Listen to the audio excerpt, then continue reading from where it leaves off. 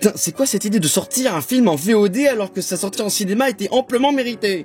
Bonjour mon fils, moi aussi je suis ravie de t'accueillir dans la paix d'Orson Welles.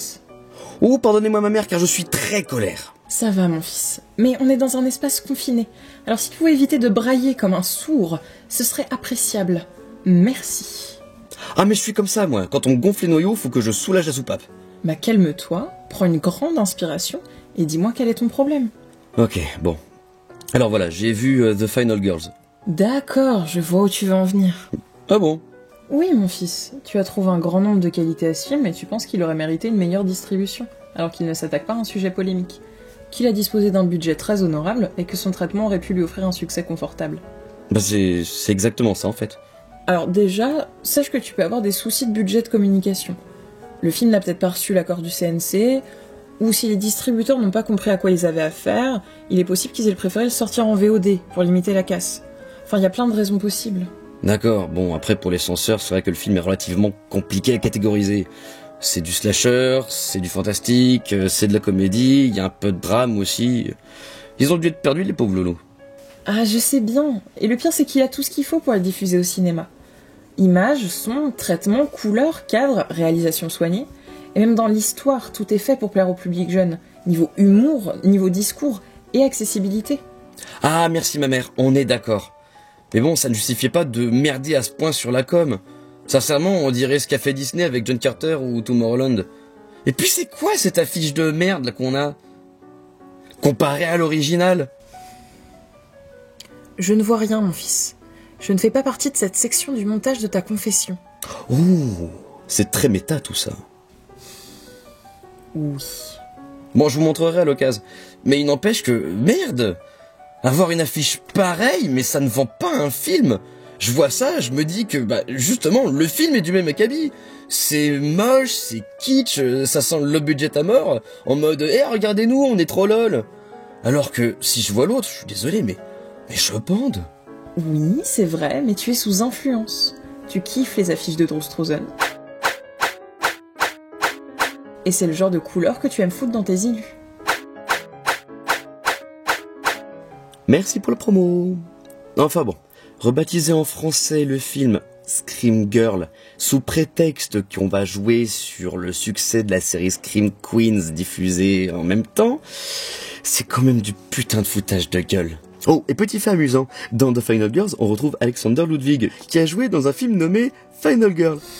Je me coucherai moins bête. Bon, j'ai assez râlé sur ce point, donc je vais vous faire très plaisir en vous parlant directement du film. Moins de 2 minutes d'intro. Bon, ça fait que 3 confessions, je vais attendre avant de valider un record. Alors, The Final Girls nous plonge dans la vie de Max, dont la mère est morte sous ses yeux au cours d'un accident de voiture. Un an plus tard, Max, toujours en deuil, est invité en tant que special guest à la diffusion d'un film d'horreur des années 80, Bloodbath Camp. La raison, sa mère était actrice dans le film. Au cours de la projection, un incendie va se déclencher dans la salle et affoler tout le monde.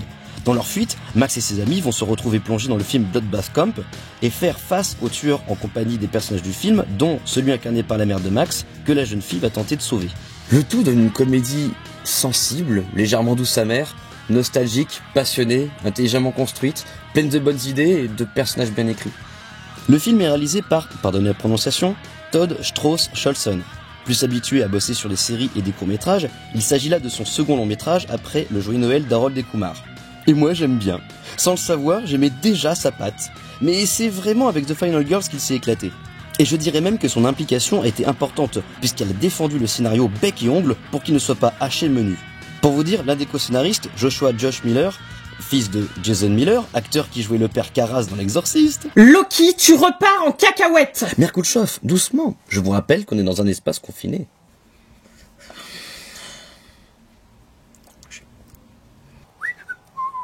Bref, le co-scénariste donc s'est mis à l'écriture du scénario après la mort de son père, histoire de marquer son deuil. Et c'est ce qui donne à cette histoire toute son émotion. À la base, c'est New Line qui aurait dû gérer la production du film, mais pour ça, il aurait fallu couper violent dans toute cette sensibilité et faire l'impasse sur la thématique mère-fille.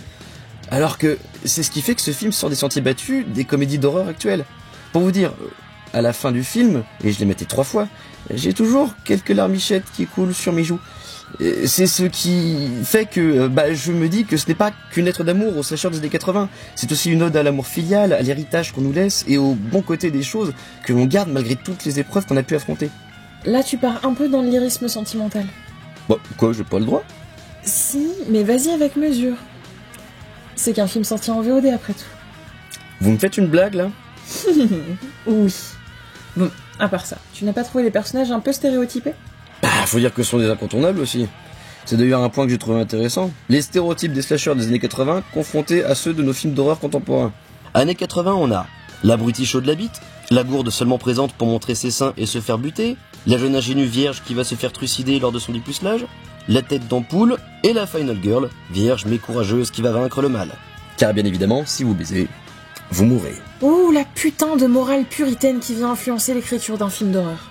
Époque contemporaine, on a le beau gosse attentionné, bon ami et qui va survivre ou se sacrifier pour l'héroïne, la peste imbuvable, le geek fan de films d'horreur qui va comprendre les mécaniques de l'histoire et transmettre son savoir, la meilleure amie, prête à tout pour l'héroïne, et la final girl au passé douloureux qui cherche à retrouver confiance en elle et va finir par dépasser son traumatisme en affrontant un autre, le boss de fin. Ce que j'aime derrière, c'est que ces archétypes dévoilent des facettes intéressantes. La peste révèle sa vraie personnalité, le mogos est attachant et ne donne pas envie de le frapper pour sa mièvrerie. Des relations vont s'établir d'une façon touchante, notamment Max et Nancy, l'ingénue que jouait sa mère. Du fait qu'elle va réussir à la sauver de la mort telle qu'elle était prévue dans le film. Oui, et c'est amusant de voir à quel point le personnage se rapproche de plus en plus de la mère de Max au fur et à mesure qu'elle tisse des liens. Il aurait vraiment été dommage que cette idée disparaisse du film. Bien. Et rien de plus sur la relation entre les personnages? Rien qui ne t'ait, je sais pas, gêné? Si. On pourrait dire que ça tient du détail, mais pour moi c'était important. Au bout d'un moment, il y a un des membres du groupe de Max qui va se faire buter à la machette, et hormis quelques cris, j'ai trouvé la réaction de ses potes assez distancée. Le fait qu'ils se remettent assez vite de ce traumatisme, ça m'a un peu titillé. On pourrait s'inquiéter que ce que je vends depuis tout à l'heure, la sensibilité, soit une part trop importante du film, mais je vous assure que non. C'est avant tout une comédie qui porte un regard amusé sur les slashers des années 80, sur ses gimmicks et ses travers. Le film est fun dans son fond comme dans sa forme. Et d'ailleurs, sa forme est juste excellente. On se retrouve avec des plans hallucinants car le lieu lui-même est étrange et répond à une logique qui lui est propre, un cadre qu'on ne peut pas quitter puisque délimité par le seul décor que Bloodbath Camp permet de visiter. Autrement dit, on ne peut pas se rendre dans des lieux qu'on ne voit pas dans le film. Les plongées dans les flashbacks sont bien pensées visuellement et parfois on a droit à des plans séquences dynamiques qui donnent un côté jouissif à l'action. Les personnages venus du monde réel perçoivent les transitions, les flashbacks, les ralentis. Ils entendent également la musique extra-dégétique, autrement dit la bande originale que ne peuvent pas entendre les personnages de Bloodbath Camp. Et ainsi, elle devient pour eux intradiégétique, ce qui leur permet par exemple de deviner quand le tueur s'en vient lorsque son thème retentit.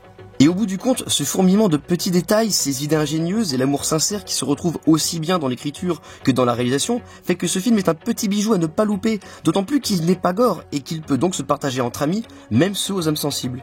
Oh, les gens fragiles! Je l'aurais pas dit ainsi. Tu sais, malgré tout ce que tu dis pour défendre le film, c'est lui-même qui saura se démarquer. Et pour ça, il n'a pas foncièrement besoin d'une sortie en salle. En un sens, si les distributeurs ont pensé que ça ne plairait qu'à un public de niche, c'est ce public qui en fera la promotion, en le montrant à des amis, qui le montreront à d'autres, et ainsi de suite. Tu dis que le film rend hommage aux slashers des années 80 ? Oui. Bon, comment dire ? Ah, voilà. Tu connais tout un tas de films de cette période. Oh, pas mal, oui. Parmi eux, il y en a qui sont sortis qu'en VHS, pourtant on en parle toujours. Et parfois on a même droit à une réédition en DVD. Justement parce que ces films sont devenus cultes pour un public de niche, qui les ont répandus autour d'eux. Mais du coup, il reste de l'espoir pour que ce film soit reconnu à sa juste valeur ? Exactement. Merci Mère Kulchoff. Merci 1000 fois. Voilà mon fils, tu as bien confessé. Tu me feras, oui... Pitié Wes Anderson, réaliser un film d'horreur. Et tu pourras partir dans la paix de... Je sais pas moi, Guillermo del Toro ? Allez, va pour Guillermo del Toro. Par contre, fais vite, parce que dans le donjon, il y a Godard qui m'attend, pour prendre des fessées à coups de pelle. Oh, le faquin.